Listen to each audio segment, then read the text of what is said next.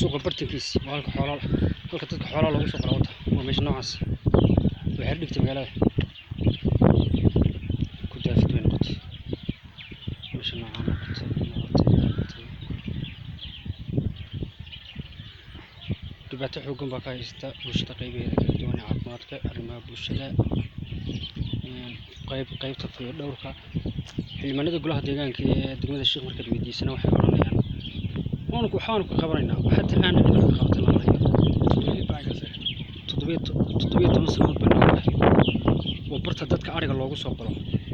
oo goobta ariga dadka loogu soo qalo waxa qolka ariga lagu soo qalayana waxa waxay dhigtay degmada Sheekh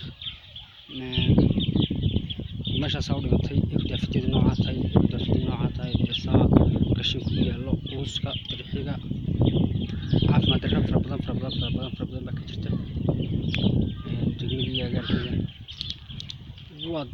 waxaad arkaysaa inaanay jirin wax golo deegaan oo ka shaqeynaya waana degmada Sheekh ka tirsan gobolka Saaxil ah oo gobolka ugu dhaqaalaha badan ee dalka Jamhuuriyadda Soomaaliland